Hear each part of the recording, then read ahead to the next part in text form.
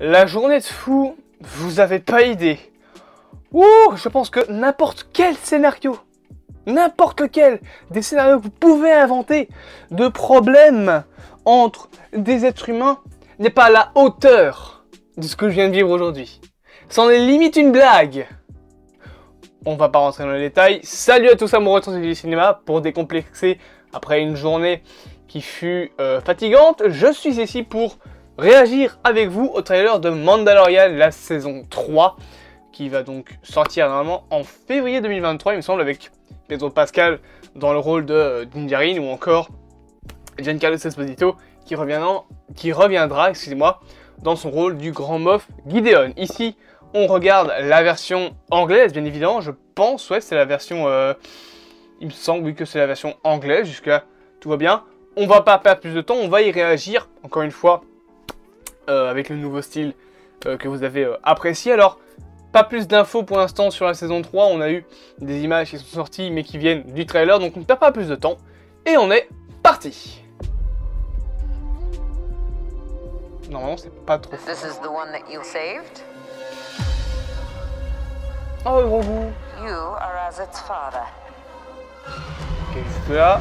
Oh! Ça, c'est son vaisseau, je sais plus comment il s'appelle, le vaisseau de Din Djarin. Of two. Pour l'instant, c'est classe.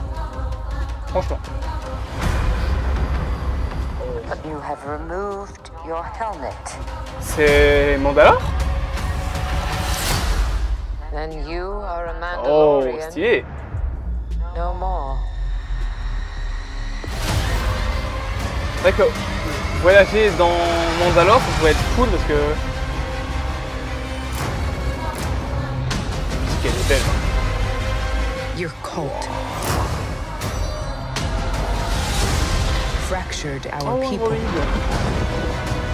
Oh! Oui, ça c'est Mandalore. Ça c'est Mandalore. Where were you then? Enfin, ce qu'il en reste.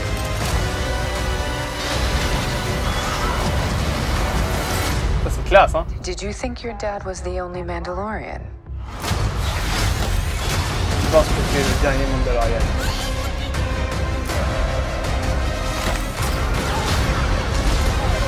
Il y avait fait 3PO en fond. Oh! Il était pas obligatoire le personnage de Star Wars 9. Hang on. You ready for an adventure? Non.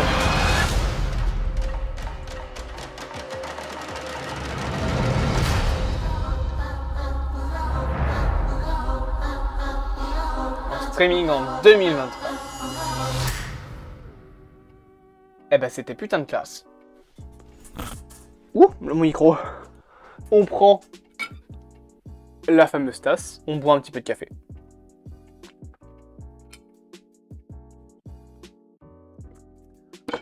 C'était très classe. Franchement, l'image, en vrai, l'image qui m'intrigue le plus, j'essaie de la retrouver dans le trailer, c'est voilà, c'est cette image-là, le moment où on voit un plan de ce que je suppose être les ruines de Mandalore, la ville des Mandaloriens, où il y a eu la bataille de Mandalore, il me semble, qui a quasiment éradiqué tout sur la planète, voire éradiqué en fait l'espèce des Mandaloriens. Franchement, cette image-là est très cool, je la trouve très stylée. Par contre, il y a le même problème qu'Andor, c'est que c'est très gris. Hein. Là, c'est pas genre parce que c'est pas joyeux, là c'est vraiment, tout est grisâtre. Même les couleurs de base sont désaturées, genre il y a des images qui sont un petit peu trop grises, je trouve. Alors, je vais essayer de trouver un moment, parce qu'il me semble qu'il y a un moment du trailer où on voit ces 3 PO. J'essaie de retrouver le moment, là on voit les Mandaloriens qui se battent. Je pense que c'est là. Ah non, c'est pas ces 3 PO, c'est un autre droïde, c'est un droïde plus ou moins dans son style. Franchement, c'est plutôt classe. Alors juste, il y a le moment avec le personnage là dans Star Wars 9. Il n'était pas obligatoire de nous montrer les origines du perso, vous savez, il était déjà assez chiant comme ça dans Star Wars 9, pas besoin de nous montrer encore plus. Mais franchement, il y a des images qui sont très stylées. Là, j'ai une image devant moi avec des feux d'artifice, c'est franchement très joli. Et tu vois, là, cette image-là, bizarrement, il y a des couleurs. Alors que le reste du trailer, à part quand ils sont dans l'espace, à part dans certaines scènes, tout est gris, tout est noir. Après, voilà, il y a toujours cette couleur un peu ambiante, grisâtre, comme ça, qui me plaît pas trop. Parce que moi j'aime bien quand c'est un peu coloré quand même, un minimum.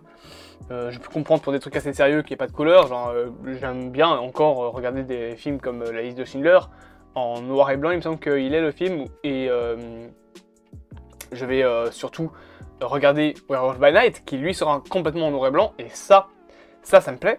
Parce que voilà, je trouve que le noir et blanc aujourd'hui c'est encore potable. Ça peut encore être utilisé d'ailleurs. Petite info sur The Forgotten, on pense sérieusement avec les personnes qui sont dans le projet à tourner soit avec juste le rouge qui sortirait de l'écran, soit à tourner la série en noir et blanc entièrement. Donc voilà, je vous donne l'info comme ça n'a rien à voir, mais franchement, à part les couleurs, les musiques sont assez classe. Bon, Dinjarin, tout le bazar, on connaît déjà, un gros goût, pareil. Pas d'image par contre de Grand Moff Gideon. Non, il n'y aura pas l'acteur qui joue le magnifique Gustavo Fring, donc dommage. Mais en vrai, petit trailer sympa, j'ai encore Tales of the Jedi à faire après, donc j'ai encore des choses à regarder. C'était sympa, on va dire. C'était pas non plus le trailer le plus ouf du monde, il est très calme en fait, surtout à cause de la musique de fond. La musique de fond, je trouve qu'elle est très calme, très posée, un petit peu oppressante, mais c'est pas une musique très dans les grands corps et tout le bazar. Après, c'est Mandalorian, hein, c'est pas... Si, c'est épique, mais il y a des scènes un peu moins épiques. Mais franchement, non, c'est plutôt classe, il y a de belles idées, il y a de belles images.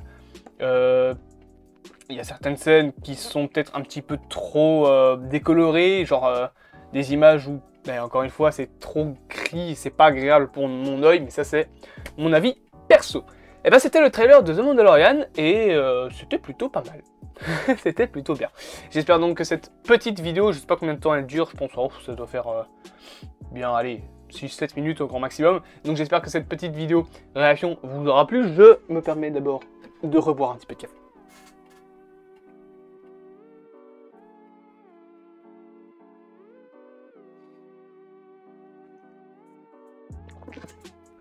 Voilà, je vous dis donc à plus, amoureux du cinéma. Bien évidemment, je reprends mon clap. N'hésitez pas à vous abonner, à partager, à liker, à commenter. On en est bientôt aux 400 abonnés. Et surtout, la chaîne a dépassé les 4000 heures de visionnage, qui est en gros l'un des 4 points que la chaîne doit avoir pour pouvoir être monétisée. Le dernier point à avoir, c'est donc les 1000 abonnés, donc je compte sur vous pour qu'on y accède le plus vite possible.